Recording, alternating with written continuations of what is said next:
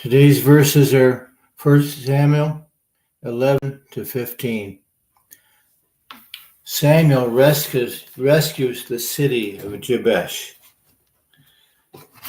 Nahash the Ammonite went up and besieged Jabesh Gilead, and all of the men of Jabesh said to him, "Make a treaty with us, and we will be subject to you." But Nahash the Ammonite, "I will make a treaty with you only on the condition that I gouge out the right eye of every one of you, so you bring disgrace to all of Israel."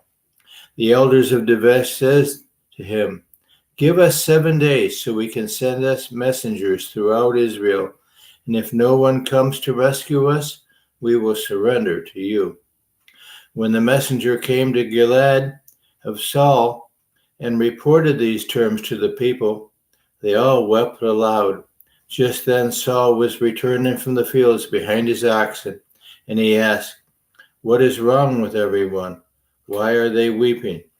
Then they repeated to him what the men of Jabesh had said. When Saul heard these words, the Spirit of God came powerfully upon him, and he burned with anger. He took a pair of oxen and cut them into pieces and sent the pieces by a messenger throughout Israel, proclaiming, "This is what will be done to the oxen of anyone who does not follow Saul and Samuel." And then the terror of the Lord fell on the people, and they came out together as one. When Saul mustered them at Bezek, the men of Israel numbered 300,000, and those of Judea 30,000. They told the messengers who had come, "Say to the men of Jabesh Gilead, by the time the sun is hot tomorrow, you will be rescued." And then the messengers went out and reported this to the men of Jabesh, and they were elated. They said to the Amorites, "Tomorrow we will surrender to you, and you can do to us whatever you like." The next day Saul separated his men into 3 divisions. During the last watch of the night, they broke into the camp of the Ammonites, slaughtered them until the heat of the day. Those who survived were scattered, so that no 2 of them were left together. Saul is confirmed as king. Then the people said to Samuel, "Who was it that asked, 'Shall Saul reign over us?' Turn these men over to us so that we may put them to death." But Saul said, "No one will be put to death today, for this day the Lord has rescued Israel." And then Samuel said to the people, "Come, let us go to Gilgal and then renew the kinship." So all the people went to Gilgal and made Saul king in the presence of the Lord. There they sacrificed fellowship offerings before the Lord, and Samuel and all of the Israelites held a great celebration. Samuel's farewell speech. Samuel said to all of Israel, "I have listened to everything you have said to me, and have set a king over you. Now you have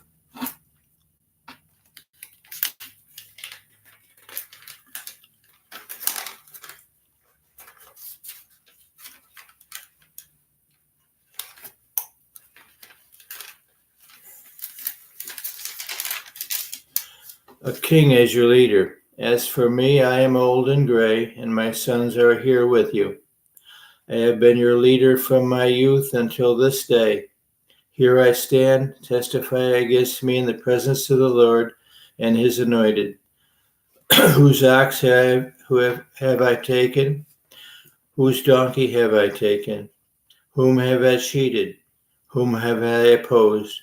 And from those in whose hand I have accepted a bribe to make me shut my eyes? If I have done any of these things, I will make it right. You have not cheated or oppressed us, they replied. You have not taken anything from anyone's hand. Samuel said to them, "The Lord is a witness against you, and also his anointed is witness this day, that you have not found anything in my hand." "He is witness," they said. Then Samuel said to the people, It is the Lord who appointed Moses and Aaron and brought your ancestors out of Egypt. Now then, I stand here because I am going to confront you with evidence before the Lord as to all of the righteous acts performed by the Lord for you and your ancestors. After Jacob entered Egypt, they cried to the Lord for help, and the Lord sent Moses and Aaron, who brought your ancestors out of Egypt and settled them down in this place. But they forgot the Lord, their God, and they sold them into the hand of the Sisera and the commander of the army of Hazor, and into the hands of the Philistines, and the king of Moab, who fought against them. They cried out to the Lord and said, "We have sinned. We have forsaken the Lord and served the Baals and the Ashtoreths. And now deliver us from the hands of our enemies, and we will serve you." And the Lord sent Jerubbaal, Barak, Jebeth, and Samuel, and he delivered you from the hands of your enemies all around you, so that you lived in safety. But when you saw that Nahash, the king of the Amorites, was moving against you, you said to me, "No, we want a king to rule over us, even though the Lord your God was your king. Now here is the king you have chosen, and the one you asked for. See, the Lord has set a king over you. If you fear the Lord and serve and obey him and do not rebel against his commands, and if both you and the king who reigns over you follow the Lord your God, good. But if you do not obey the Lord, and if you rebel against his command, his hand will be against you, and it was against your ancestors. Now then, stand still and see that this great thing the Lord is about to do before your eyes. Is it not wheat harvest now? I will call on the Lord to send thunder and rain, and you will realize what an evil thing you did in the eyes of the Lord when you asked for a king. And then Samuel called on the Lord, and that same day the Lord sent thunder and rain. So all the people stood in awe of the Lord and of Samuel.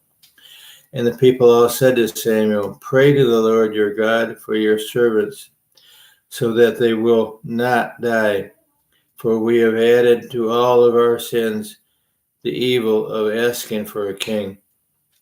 "Do not be afraid," Samuel replied. You have done all this evil, yet you do not turn away from the Lord, but serve the Lord with all your heart. Do not turn away to turn after useless idols. You can do no good, nor can they rescue you, because they are useless. For the sake of his great name, the Lord will not reject his people, because the Lord was pleased to make you his own. As for me, far be it from me that I should sin against the Lord by failing to pray for you, and I will teach you the way that is good and right. But be sure to fear the Lord and serve him faithfully with all your heart. Consider what great things he has done for you. Yet if you persist in doing evil, both you and your king will perish. Samuel rebuked Saul. Saul was 30 years old when he became king, and he reigned over Israel for 42 years. Saul chose 3,000 men from Israel. 2,000 were with him at Michmash and in the hill country of Bethel, and 1,000 were with Jonah at Gilead and Gilba in Benjamin, and the rest of the men he sent back to their homes. Jonathan attacked the Philistine outpost of Geba, and the Philistines heard about it. Then Saul had the trumpet blown throughout the land and said, "Let the Hebrews hear." So all Israel hear the news. Saul has attacked the Philistine outpost, and now Israel has become obnoxious to the Philistines. And the people were summoned to join Saul at Gilgal. The Philistines assembled to fight Israel with 3,000 chariots, 6,000 charioteers, and soldiers as numerous as the sand in the sea. They went up and camped at Michmash, east of Beth Aven.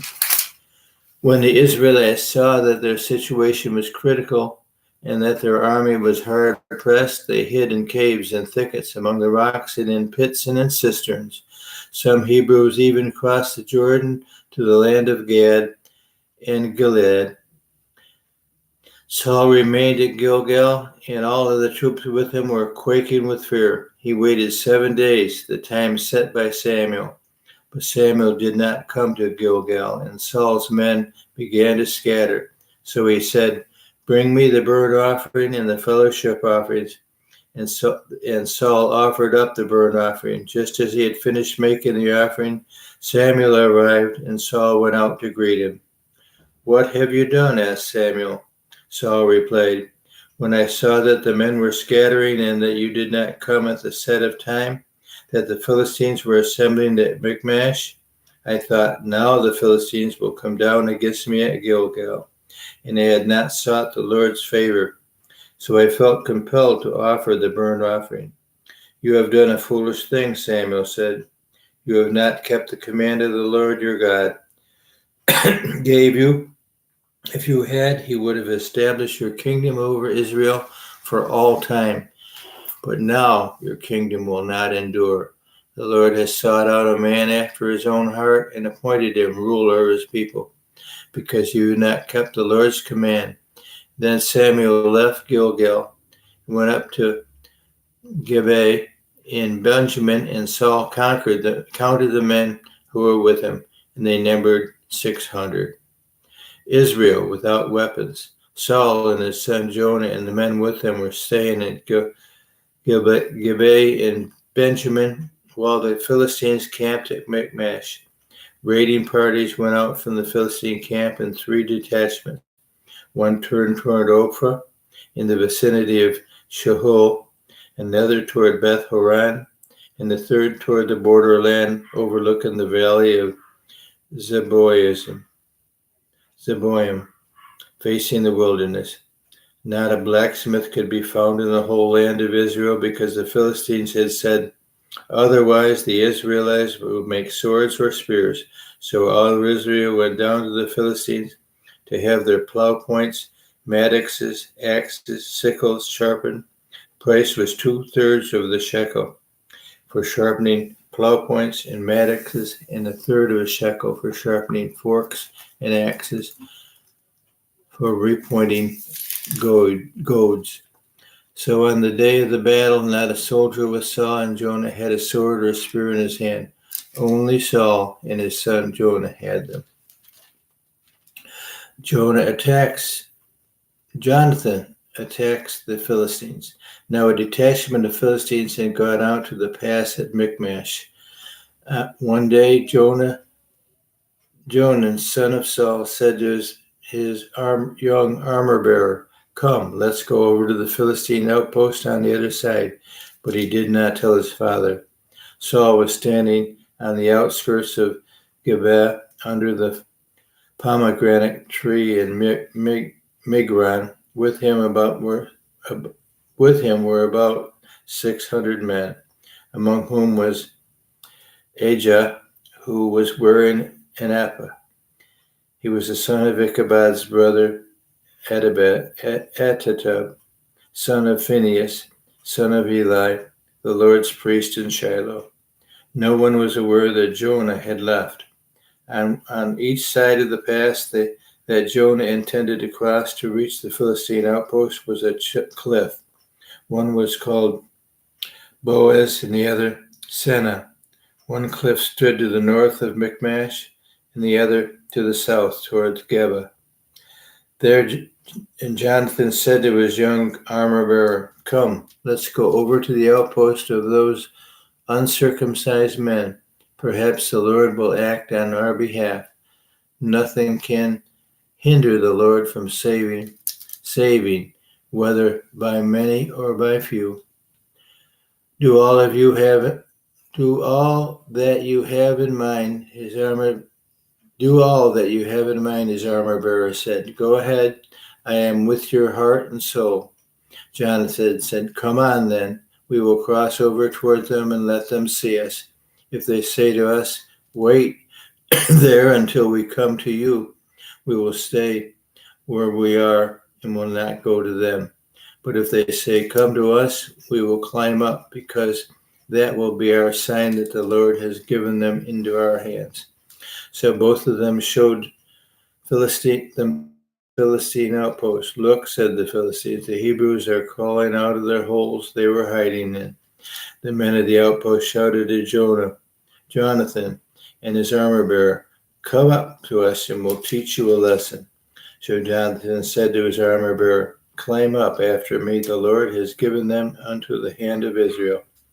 Jonathan climbed up, using his hands and feet, with his armor bearer right behind him. The Philistines fell before Jonathan, and his armor bearer followed and killed behind him. In the first attack, Jonathan and his armor bearer killed some 20 men in an area of about a half an acre. Israel routs the Philistines. Then panic struck the whole army, those in the camp, in the field, and those in the outposts and the raiding parties, and the ground shook. It was a panic sent by God. Saul's lookouts at Gibeah and Benjamin saw the army melting away in all directions. And then Saul said to the men who were with him, muster the forces and see who has left us. When they did, it was Jonathan and his armor bearer who were not there. Saul said to Ahijah, bring the ark of God. At that time it was with the Israelites. When Saul was talking to the priest, the tumult in the Philistine camp increased more and more. So Saul said to the priest, withdraw your hand. And then Saul and all his men assembled and went to the battle. They found the Philistines in total confusion, striking each other with their swords. These Hebrews, who had previously been with the Philistines, had gone up with them to their camp, went over to the Israelites who were with Saul and Jonathan. And when all of the Israelites had hidden in the hill country of Ephraim, heard that the Philistines were on the run, and they joined the battle in hot pursuit. So on that day, the Lord saved Israel, and the battle moved on beyond Beth-aven. Jonathan eats honey. Now the Israelites were distressed that day because Saul had bound the people under an oath, saying, cursed be anyone who eats food before evening comes, because I have avenged myself on my enemies. So none of the troops tasted food. The entire army entered the woods, and there was honey on the grounds. And when they went into the woods, they saw the honey oozing out, yet no one put his hand to his mouth because they feared the oath. But Jonathan had not heard that his father had bound the people with the oath, so that he reached out the end of his staff that was in his hand and dipped it into the honeycomb. He raised his hand to his mouth, and his eyes brightened. And then one of the soldiers told him, your father bound the army under a strict oath, saying, cursed be anyone who eats food today. That is why the men are faint. Jonathan said, my father has made trouble for the country. See how my eyes brightened when I tasted a little of this honey. See how much better it would have been if the men had eaten today some of the plunder they took for their enemies. Would not the slaughter of the Philistines have been even greater? That day the Israelites struck down the Philistines from Michmash to Aijalon, and they were exhausted. They pounced on the plunder, and taking sheep, cattle, and calves, they butchered them on the ground and ate them, together with the blood. Then someone said to Saul, look, the men are sinning against the Lord by eating meat that has blood in it. You have broken faith, he said. Roll a large stone over here at once. And then he said, go out among the men and tell them, each of you bring me your cattle and sheep and slaughter them here and eat them. Do not sin against the Lord by eating meat with blood still in it. So everyone brought his ox that night and slaughtered it there. And Saul built an altar to the Lord. It was the first time he had done this. Saul said, let us go down and pursue the Philistines by night and plunder them until dawn, and let us not leave one of them alive. Do whatever seems best to you, they replied. But the priest said, Let us inquire of God here. So Saul asked God, Shall I go down and pursue the Philistines? Will you give them to the Israel into the hand? But God did not answer him that day. Saul therefore said, Come here, all of you who are leaders of the army. Let us find out what sin has been committed today. As surely as the Lord who rescues Israel lives, even the guilt lies with my son Jonathan. He must die. But not one of them said a word. Saul then said to all the Israelites, You stand over here. I and Jonathan, my son, will stand over here. Do what seems best to you, they replied. Saul prayed to the Lord, the God of Israel. Why have you not answered your servant today? If the fault is in me or my son Jonathan, respond with Urim. But if the men of Israel are at fault, respond with Thummim. And Jonathan and Saul were taken by lot, and the men were cleared. Saul said, Cast a lot between me and Jonathan, my son. Jonathan was taken. Then Saul said to Jonathan, Tell me what you have done. So Jonathan told him, I tasted a little honey at the end of my staff, and now I must die. Saul said, May God deal with me, be it ever so severely, if you do not die. Jonathan. But the men said to Saul, Should Jonathan die, he who has brought about this great deliverance of Israel? Never, surely as the Lord lives, not a hair on his head will fall to the ground, for he did this day with God's help. So the men rescued Jonathan, and he was not put to death. And then Saul stopped pursuing the Philistines, and they withdrew to their own land. After Saul had assumed rule over Israel, he fought against their enemies on every side: Moab, the Ammonites, Edom, the kings of Zobah, and of the Philistines. Wherever he turned, he inflicted punishment on them. He fought valiantly and defeated the Amalekites, delivering Israel from the hands of those who had plundered them. Saul's family. Saul's sons were Jonathan, Ishkeveh, Malachi, Shu, and the name of his daughter was Merab, and that of the younger was Michal. His wife's name was Ahinoam, daughter of Amazad.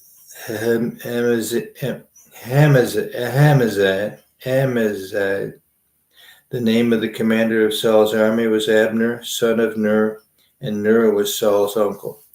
Saul's father Kish and Abner's father Ner were sons of Abel. All the days of Saul there was bitter war with the Philistines, and whenever Saul saw a mighty or a brave man, he took him into his service. The Lord rejects Saul as king. Samuel said to Saul, I am the one the Lord sent to anoint you king over his people, Israel. So listen now to the messenger from the Lord. This is what the Lord Almighty says. I will punish the Amalekites for what they did to Israel when they waylaid them as they came up from Egypt. Now go, attack the Amalekites, and go and totally destroy all that belongs to them. Do not spare them. Put them to death. Men, women, children, infants, cattle, and sheep, donkeys, camels, and goats. So Saul summoned the men and mustered them in at Telamai, 200,000 foot soldiers, 10,000 from Judah. Saul went to the city of Amalek and set an ambush in the ravine. Then he said to the Kenites, Go, leave the Amalekites, so that I do not destroy you along with them. For you showed kindness to all of the Israelites when they came out of Egypt. So the Kenites moved away from the Amalekites. Then Saul attacked the Amalekites all the way from Havilah to Shur near the eastern border of Egypt. He took Agag, king of the Amalekites, alive, and all of his people. He totally destroyed with a sword. But Saul and the army spared Agag and the best of the sheep and cattle and fat calves and lambs, and everything that was good. These they were unwilling to destroy completely, but everything that was despised and weak they totally destroyed. Then the word of the Lord came to Samuel. I regret that I have made Saul king, because he has turned away from me and has not carried out my instructions. Samuel was angry, and he cried out to the Lord all that night. Early in the morning, Samuel got up and went to meet Saul, but he was told Saul was gone to Carmel. And he set up a monument in his own honor and has turned and gone down to Gilgal. When Samuel reached him, he said, "The Lord bless you. I have carried out the Lord's instruction." But Samuel says, "What then is this bleating of sheep in my ears? What is this lowing of cattle that I hear?" Samuel answered, "The soldiers bought them from the Amalekites. They spared the best of the sheep and cattle to sacrifice to the Lord your God, but we totally destroyed the rest." "Enough," Samuel said to Saul. "Let me tell you what the Lord has said to me last night." "Tell me," Saul replied. Samuel said, "Although you were once small in your own eyes, did you not become the head of the tribes of Israel? The Lord appointed you king over Israel, and he sent you on a mission, saying, 'Go and completely destroy those wicked people, the Amalekites. Wage war against them until you have wiped them out.' Why did you not obey the Lord? Why did you pounce on and plunder and do evil in the eyes of the Lord?" "But I did obey the Lord," Samuel said. "I went on a mission the Lord assigned me. I completely destroyed the Amalekites and brought back Agag their king. The soldiers took sheep and cattle from the plunder, and the best of which was devoted to the Lord, in order to sacrifice him to the Lord your God at Gilgal." But Samuel replied, "Does the Lord delight in burnt offerings and sacrifices as much as obeying the Lord? To obey is better than sacrifice. To heed is better than the fat of rams. For rebellion is like the sin of divination, and arrogance like the evil of idolatry. Because you have rejected the word of the Lord, he has rejected you as king." And then Saul said to Samuel, "I have sinned. I have violated the Lord's command and your instructions. I was afraid of my men, and so I gave in to them. Now I beg you, forgive my sin and come back with me so that I may worship the Lord." Samuel said to them, "I will not go back with you. You have rejected the word of the Lord, and the Lord has rejected you as king of Israel." As Samuel returned to leave, Saul caught hold of the hem of his robe, and it tore. And Samuel said to him, "The Lord has torn the kingdom of Israel from you today, and has given it to one of your neighbors, to one better than you. Because the glory of Israel does not lie or change his mind, for he is not a human being, that he should change his mind." Saul replied, "I have sinned. Please honor me before the elders of my people and before Israel. Come back with me so that I may worship the Lord your God." So Samuel went back with Saul, and Saul worshipped the Lord. And Samuel said, "Bring me Agag, king of the Amalekites." Agag came to him in chains, and then he thought, "Surely the bitterness of death is past." But Samuel said, "As your sword has made women childless, so your mother will be childless among women." And Samuel put Agag to death before the Lord at Gilgal. Then Samuel left for Ramah, and Saul went up to his home in Gilbeth of Saul. Until the day Samuel died, he did not go to see Saul again, though Samuel mourned for him, and the Lord regretted that he had made Saul king over Israel. Thanks be to God. This is the word of the Lord.